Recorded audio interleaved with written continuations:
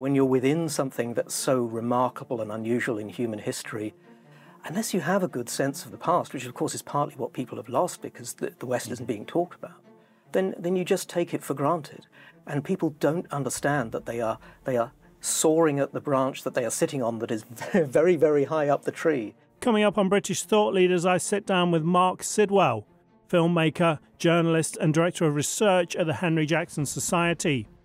Marc made a series of documentaries celebrating the history, achievements and genius of Western civilization. The West is about crazy inventions that take you into the future and keep that spirit alive. It lives by moving and inventing, and I think there's great encouragement in seeing the things that are going on with AI now. That seems to me the kind of thing that the West is all about embracing. He says despite threats from both within and authoritarian powers, the heyday of the West is not over yet. The West is actually very strong. It has this tremendous capacity to reinvent itself. It's militarily strong. It's economically strong. In a moment of test, it comes together and it wins through, often at the last moment, often with difficulty. I think Putin is getting a very nasty surprise in Ukraine. He has discovered that he thought the West was very divided and distracted by this culture war, just going to roll over, and it really hasn't done that. I'm Lee Hall. This is British Thought Leaders.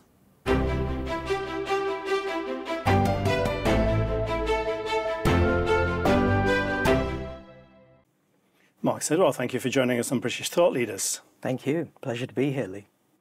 You made an incredible documentary series for New Culture Forum. It's called The Genius of Western Civilization. Could you talk us through what are the values of Western civilization that you wanted to celebrate and why they should be celebrated? Absolutely. So something I wanted to say is that really this would have been very mainstream not so long ago. Within my lifetime, certainly about 20 years ago, in the 1980s, the BBC was making documentaries about the triumph of the West. But the idea of the West as an idea has sort of fallen out of mainstream thought, and I felt that was very dangerous. And it really created a sort of vacuum. And the ideas of the West that were really being celebrated in that tradition that as I say, has only gone away quite recently, was the exceptional nature of the West, which really is quite different to a traditional civilization. So if we think about traditional civilization, which we're perhaps thinking about something that values stability and continuity above everything else, it might often be imperial. It tends towards centralized control. The West was very different. It was really born out of the fall of the Roman Empire, out of its collapse into many pieces. And so the West is somewhere that never really fell under centralized control. It's a place where ideas are debated, where nations fight with one another. It's fractious and competitive. And out of that, partly because of its Christian roots, it has a deep respect for the individual as well, rather than sort of one central figure. It sort of liberates all kinds of conditions of people, often very imperfectly, but that's the direction it's always moved in and the way that its values have taken it. And that sense of equality and that opportunity for all has sort of developed over time into the spirit of rule of law, where everyone is under the same law.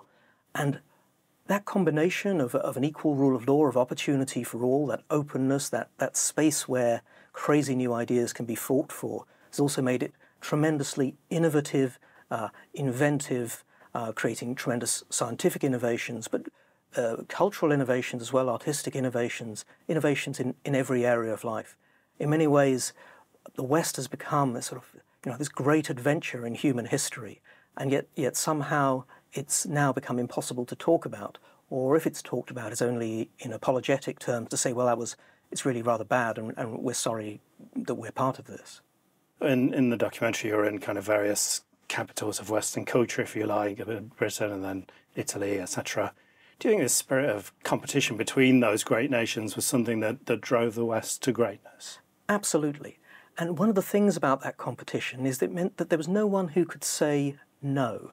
So for example, by contrast, for example, in China, when they had the great treasure voyages, China had its sort of opportunity when it could have moved out into the world, but it was under imperial control. So when the court said, well, we're not going to do that anymore, all the ships were shut down. Right. In the West, Columbus actually went to many different monarchs and said, well, look, I've got this mad idea, and it was a mad idea to sail across. He thought he was going to China. And it so happened that Ferdinand and Isabella of Spain said yes, but in fact the king in England said yes as well. It's just that they got there first. So there was always another option. It wasn't really possible for things to be closed down in the same way. So there's no emperor to kind of say no to everything. Yeah, exactly. Right. Exactly. You talk about the West being under attack. I wanted to explore this a bit. Who is the West under attack from? I think it's two vectors, really. There's a vector from without and there's a vector from within. From without, we see people coming from more conventional civilizational traditions wanting to sort of stand against the sort of the Western power that it has, and obviously in particular these days that's Russia and China making a strong alliance together. And it's ironic, really, because they're often using the language of sort of anti-Westernism, which is anti-colonial and talks about, the West as this terrible oppressive entity, but they're actually often doing it in favour of rather imperialistic, violent schemes where they're about to sort of take over other countries in a way that the Western rules-based order doesn't approve of. But that in itself isn't the real problem on its own, though that's certainly very serious. The problem is, at the same time, as there are these forces from without saying, well, actually, maybe we want to push against this Western way of doing things. There's an inner struggle going on where there are very influential, very, very thoughtful people in the West who are saying, well, actually, we don't like this tradition that we have. We don't like who we are. We think, actually, it's very bad, and are tearing it down from within. And that, I think, is a real danger, because once you have that, once you start to lose that confidence in yourself, these things can become battles of will, I think. President Reagan, Mrs. Thatcher understood that in the Cold War. And if you start to lose that battle for will, then you may start losing the larger battle for control of the world. So this battle from within, do you think that the people behind it have kind of considered what life would be like without all the benefits of the West? I think definitely not. You know, when you're within something that's so remarkable and unusual in human history, unless you have a good sense of the past, which of course is partly what people have lost because the West isn't being talked about, then you just take it for granted.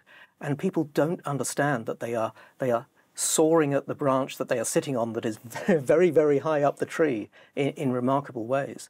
And you know, some of those ways really are remarkable and are more to do with comfort and you know, economic wealth, modern medicine, scientific invention, the freedoms that are open to very ordinary people all across society. All of those things are really exceptional in human history. The absence of slavery really across most of the world now, thanks to the West.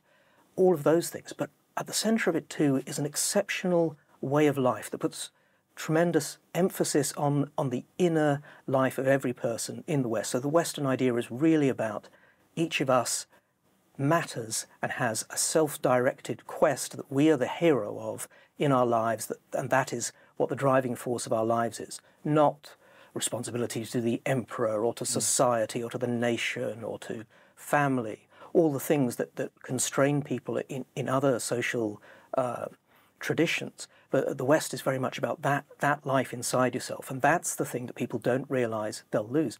A lot of the social justice warriors or the activists who are complaining about the West the most these days are really, in that sense, they don't understand how Western they are, because they're very individualistic. They're out being a warrior for a cause, but it's a very Western way of being.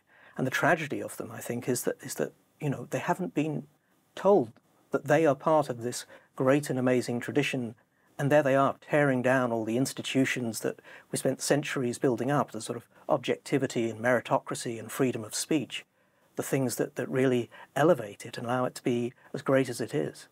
This idea of individualism that you're saying is a quite unique thing for the West. I think it's also a bit of a problem for the West, because it seems to be celebrated so much now that people don't really have many thought for much else apart from themselves. It's possibly true. I mean, the West has this enormous challenge. It's a tradition, but it's a tradition of change, and it's a tradition of individualism. And reconciling those contradictions is always its most difficult challenge. In ways that also makes it look weaker than I think it actually is. Right. But its weakness, which are these divisions and these sort of selfishness, also means that when it's under stress, when the chips are down, it's tremendously inventive, it's tremendously able to bring in new talent and new ideas, to reshape itself, to repair itself. And that's what it has over, a more sort of united cultural forces that might have a more common goal or more responsibility. But, of course, until that moment comes, everyone's busy doing their own thing, so it can be only at the last moment. And the idea of the West, at least in part what that is something that, if we talk about that, we have something we can unite our individual purposes around. We can say, well, we all have our different quests in life, but we would quite like to live in a democratic system. We would quite like to live under, meritocratic opportunity. We would quite like to have freedom of speech. And then you stand up for those things. And this, brings people together. It brought people together in the Cold War. It brought people together against fascism. There was a very important early book by someone called Orel Kolnai talking about the Nazis, and he talked about it explicitly in terms of how anti-Western they were, how this alien tradition was tearing down Western values, and that the Western world needed to unite. All these different nations needed to come together to fight something that was completely hostile to their way of life. And so we need that understanding of ourselves as a sort of defense mechanism against these threats. We've got really the freest, healthiest, wealthiest society in world history here. But we're at the point where people in that society are attacking it. What do you feel are the kind of failings of Western society or Western mindsets that kind of have allowed this to happen? I think, in a way, it sort of happened in an absence of mind, or it started with one, which is that it started at the end of the Cold War. That had been won. And some people at least thought, well, we don't have to worry about this idea of the West anymore. We don't really have an enemy. We can go our own ways. And perhaps it's more inclusive. We'll just sort of think about modernization. Everyone's going to get rich with capitalism. We kind of won these arguments. We'll talk about modernization instead. We'll have industrialization. We'll have capitalism. Countries will grow their economies. And they don't have to worry about Western values. But that, I think, was very naive. I think we see in China, to some extent in Russia, perhaps in India as well these days, that the countries can modernize, become quite wealthy and industrial, but they can have very anti-Western attitudes and values, and those things are not incompatible at all. So we needed to defend those ideas, those Western ideas as well, and we didn't recognize that. And that then created space for people who criticized those Western values to come in and make their arguments. And, the West, because it is so divided and so self-critical, has tremendous space for these sorts of arguments to grow. And, of course, that can be a danger. And there was a certain set of arguments that really came out of the Cold War. It came out of the sort of the New Left in the 1970s that saw Western society as really quite dangerous, as a kind of proto-fascism waiting to turn into totalitarianism, not into the bulwark against totalitarianism that I think it really is. And those arguments started to take over, and they started to take over in the universities, particularly in America, and it spread, and people became seduced by what seemed like a sort of an open idea about, well, we have to recognize our flaws and the bad things, but were really fundamentally ideas about a society that was rotten to the core and needed to be torn down. And those have been allowed to spread and replace, in the absence of this Western narrative, which really was the sort of celebration of the liberal tradition that the West had created and had come to victory against Nazism and against Soviet communism. And that narrative just went out of the equation, and suddenly there was space in which this counter-narrative became dominant. Do you think it's a case of life is maybe a bit too easy and without hardship, people let their guard down? Or? A little bit. I think, yes, that when the West isn't tested, people have room for crazy ideas, and those crazy ideas, are part of the secret power of the West. So even at its weakest, it holds the strength to recover. But in these periods when people don't see the threat, they can get diverted in these ways. And, it can be a slow road back. I think it's quite hard for ideas to change, but it's ideas at the top, really, that do need to change. I think if you look at the vast swathe of people in Britain, in America, in the Anglosphere, in Europe, plenty of people love these ideas, you know, these ideas about freedom of speech and liberalism and meritocracy and opportunity for all and taking charge of their own lives. Of the West itself, people like the idea of being proud of these traditions. They understand that they've been imperfect, but they also want to be proud. I think there's tremendous appetite for that, but at the top it's become unacceptable to say. And that's really why we made the series, because the series is, because now with technology it's on YouTube, it can get around the sort of the gatekeepers at the top. The BBC simply wouldn't make this now. They'd think it was socially unacceptable, maybe not inclusive enough. But you can get around that now and hopefully find an audience and reach that very large number of people who, you know, who do want to hear this. We've had various people on the show talking about the culture wars and fighting to conserve the things they think are good. You wrote a book called The Long March, How the Left Won the Culture War. I'd like to ask you, do you feel the culture wars are finished? Not finished, but I do feel that the culture war itself, the big culture war that had been going on perhaps since the 60s, has in important ways been won. One for the radical ideas of the left, the kind of anti-Western ideas. That doesn't mean that it's impossible to fight, but the fight is more like an insurgency rather than an ongoing war. I think the commanding heights of intellectual culture have really been captured by these ideas, not necessarily forever, but for now. And so that, I think, though, you know, in some ways, victory is a kind of vulnerability. If you accept that and you stand back and you say, okay, we can fight in certain ways, we have to think tactically, and maybe there are some more insurgent things we can do, but otherwise it's a long battle back. You've got to think about how you win back those heights of the culture, and that can always be done. These things take place, though, over long timescales. The free market ideas that powered, you know, the Reagan Revolution in America, Mrs. Thatcher in the UK, those took decades. They were really sort of developed over decades from the 50s or so. The ideas of the Fabians that brought more socialist ideas into Britain after the Second World War had been developing since the late 19th century. The ideas that have now won in the culture war, I would say, or won temporarily perhaps, again, were developing since the 60s and the 70s. So people need to think on longer timescales once you accept that maybe a big victory has been won for a different side. The Long March you're referring to as the ascent of Mao to power, the worst dictator we've had, really, and the rise of communism in China. But how was the Long March? It's obviously been a lot longer here in terms of time. How was it kind of manifested here?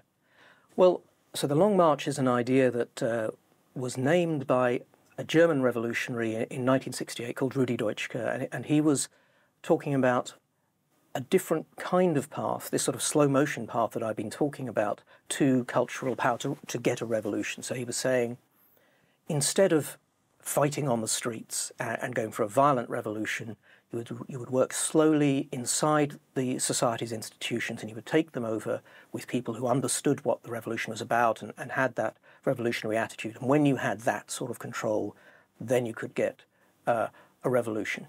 And that idea was then taken up by the New Left, particularly in America, by Herbert Marcuse. And the idea there became, well, let's bring a lot of Marxist professors into universities.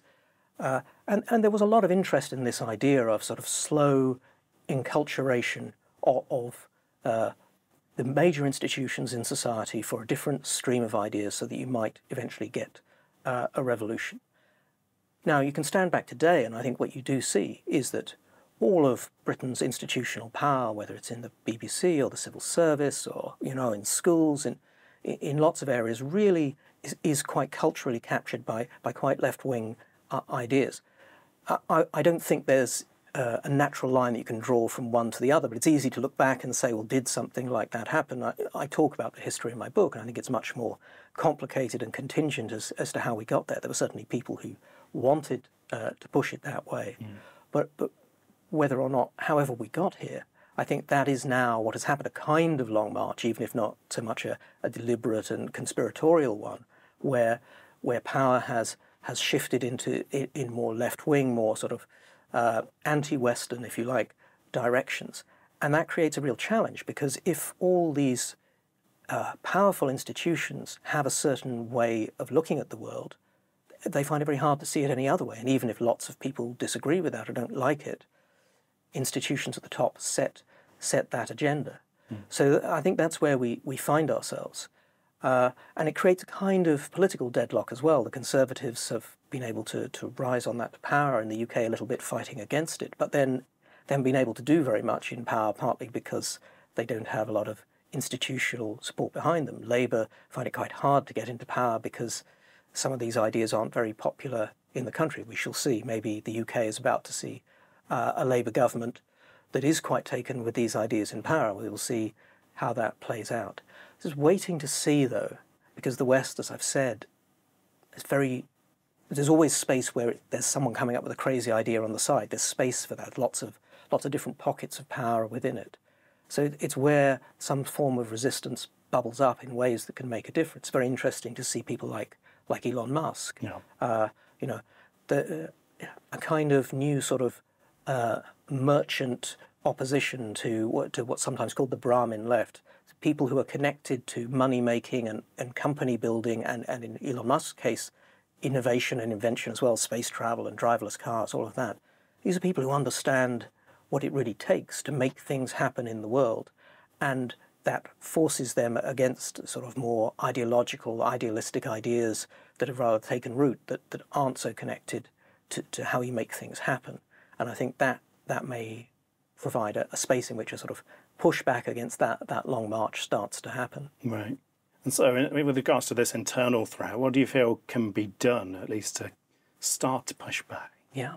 I think the important thing is that we need to acknowledge and embrace this idea of the West and understand that it's really a very inclusive idea. This isn't something that it's spoken of as something that we can't talk about because it's exclusive. It excludes people who weren't born here, or it excludes people who were oppressed by the West in some way. I don't think that's true. The West, as an idea, is full of imperfection, but it's more focused on where it's going. It's been capable of repairing the most grievous things that it's done. It's ending its empires, ending slavery not just within its own territories, but everywhere it could in the world, getting largely rid of a scourge that had been a scourge to all of mankind in all empires everywhere. And it's always focused on going in a direction towards the future and towards liberating more individuals. That idea of equality, of taking the individual morally seriously at its core, is something that welcomes everyone and is something that people can get behind. But I think it's very important we don't put the West under glass. You can't save it by treating it as a sort of museum piece to be preserved. Walter Russell Mead said somewhere that we are building a space rocket. We are not building a rest home. The West is not, like I say, more conventional civilizations are about continuity and stability. The West is about crazy inventions that take you into the future and keep that spirit alive. It lives by moving and inventing, and I think there's great encouragement in seeing the things that are going on with AI now. That seems to me the kind of thing that the West is all about embracing. I don't know that anywhere else would have had the same appetite to do things like have the printing press, which was tremendously destructive in certain ways, right? I mean, you could argue that the wars of religion, which caused terrible problems in Europe, were partly born out of the intellectual disruption that comes from suddenly being able to disseminate pamphlets and knowledge in that way. But the West is a place where we take that risk and we step into the unknown. And that seems to me just a thrilling story that isn't exclusive and everyone can want to be part of and be proud of and try and make even better. And that, I think, just selling the wonder and the promise of that story it's why I made the series, and I really do think that it's still a story people want to hear today. I really enjoyed the episode where you're talking about inventions and things, and patents didn't exist, and then they invented patents, and everyone suddenly realised I can have an idea and I can make it mine and I can make money off it, and it encouraged the competition, and people were inventing better and better things.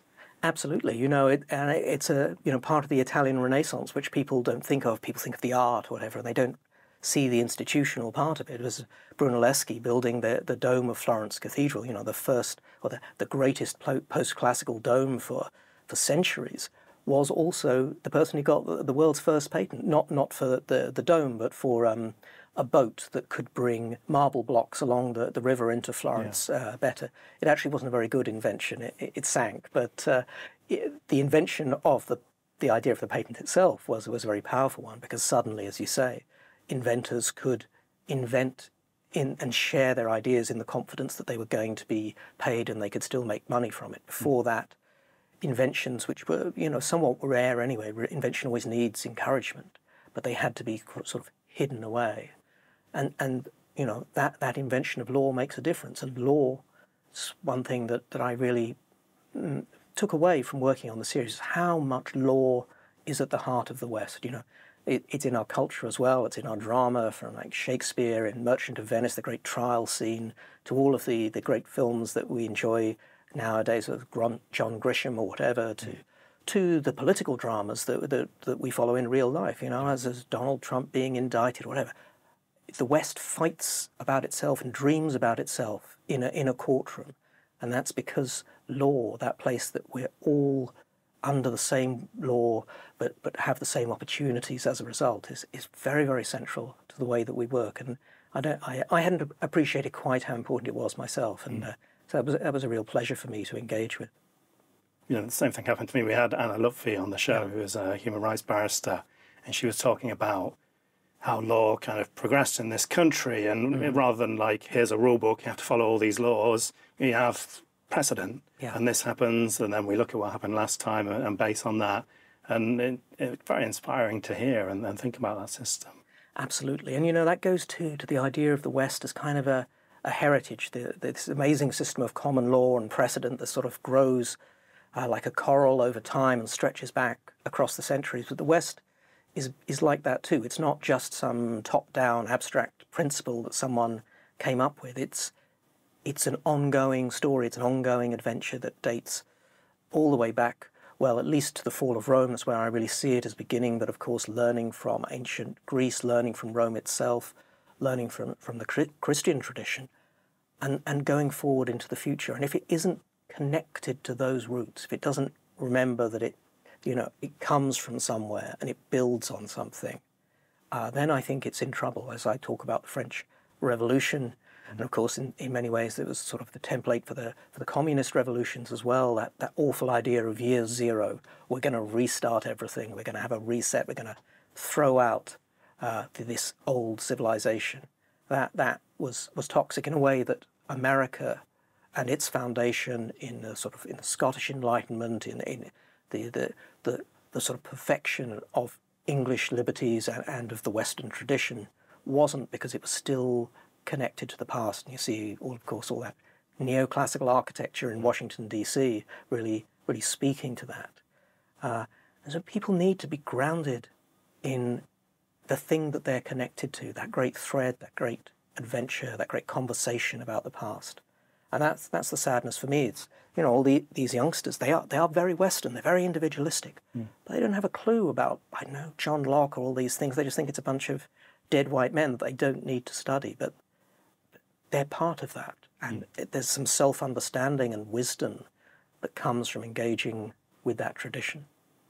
I wonder what you think about the role that the religion has played in this, and the kind of move away from religion in society. That was obviously very much tied into the rise of the West. Yeah, absolutely. I think just at the moment it's interesting to see that people are starting to take the religious roots of the West much more seriously. The popular historian Tom Holland wrote a wonderful book, Dominion, which is really about the influence of Christianity. There's some more academic books on the subject as well. And I think they really get to something. You know, Tom Holland's point is that the Christianity, the ideals behind it, have gone very, very deep into the West in ways that means we're sort of Christian without knowing it. So it's not to say that everyone needs to be Christian to be part of the West, but that some of those ideas, particularly about the importance of the individual, the dignity of every life, are things that go very, very deep in Western society, and that those have come very much from Christianity. Also, the idea of choice in marriage. Choice in marriage is very important to Christianity, and that then reshaped society in many ways, because suddenly everyone is choosing who they marry for themselves. It's not something that their family can impose, their society can impose. That's quite a revolutionary concept. In Europe, it turned out it was more the nobles and the kings that found that rather harder to adapt to. It was a bigger fight for the church than perhaps at the lower levels. But these things really transformed our society, and that there used to be, perhaps quite recently, there used to be more of a sense that, well, this is really, it's more, a lot of the West is sort of like an Enlightenment idea. It's a post-Christian idea in itself. It's more secular. But I think people are more aware now of these Christian roots, that it's really in the medieval period, in the period when Christianity is really a very important part of the landscape of the West, that a lot of these ideas form. Now they've come forward into a more universal and liberal form. So it's not that it's so essential for everyone to be Christian, but it is in some ways still the West is a society that's very inflected by Christianity in its respect for women, in its respect for the individual, and in that importance of choice, creating a society in which everyone chooses for themselves if they believe in God. That's fundamentally a society in which it is truly possible to be a Christian, right? That is without facing violence as a result. So it's a very Christian sense that faith is something that you choose, not just something you inherit, or that is you have to worship the Roman emperor because that's what the empire says you have to do. So deep Christian roots, but are now turning into much broader liberal principles as well, even for people who wouldn't think of themselves as Christian, but they're all very much, I think, haunted by these Christian principles. You talked about the threats from within, and you talked about the external threats. One very interesting kind of combo of these was Putin talking about, oh, look at the West now. Men don't know whether they're women, and things along those lines. It's almost like he's seeing the internal threat, and he's using that as an external threat. Yeah. What are your thoughts on that? I think, the thing that it makes me think too is it's very dangerous when we look weak. It's dangerous for ourselves internally because we tear ourselves apart and we don't focus on things. It's dangerous because it makes our enemies think that we're weaker than we are. Now, I think, and this series only convinced me more and more, the West is actually very strong. It has this tremendous capacity to reinvent itself. It's militarily strong. It's economically strong. In a moment of test, it comes together and it wins through, often at the last moment, often with difficulty. I think Putin is getting a very nasty surprise in Ukraine. He has discovered that he thought the West was very divided and distracted by this culture war, and it's just going to roll over. And it really hasn't done that. Even Germany, which had great difficulties and strong ties to Russia and real problems with energy, has just done one of its largest military aid contributions so far in the war. There's no sign of Europe or of the West losing its will, of America losing its will. But they start to think that we're weaker than we are, and that creates a problem. I'm sure that's true in China too. I think Xi Jinping looks at us and thinks, bunch of crazy, divided. And that's the point at which something like the invasion of Taiwan becomes more possible. So we need to focus on ourselves and get back our sense of why we matter and our confidence, and have that self-confidence, not just because we need it internally, because if we project weakness, down the road we are going to have to fight and prove that weakness was just a sort of temporary aberration, and that is a terrible thing for everyone concerned. I think we win, but these are hollow victories if they're fights you don't have to have, and we only have to have them if we don't project confidence and strength and understanding that the Western experiment is the most exciting adventure in human history. It has unlocked human potential in ways that nothing else can. And Russia and China and everyone else can join in. It's not like these are very open, very universal discoveries, just as the discovery of the scientific method is, just as the discovery that an industrial economy is possible, just as the discovery of modern medicine, Christianity did. All these things that are sort of developed in the West, or brought to some kind of perfection in the West, can grow elsewhere, as you see in Taiwan, you see in Japan, South Korea, across the world these days. There are ways forward that we don't have to be fighting and divided all the time, but we do need to project that, to have a sense of confidence in ourselves and remind people that what we have is worth sharing and picking up. Marc Sidwell, thank you for joining us on British Thought Leaders. Thank you so much.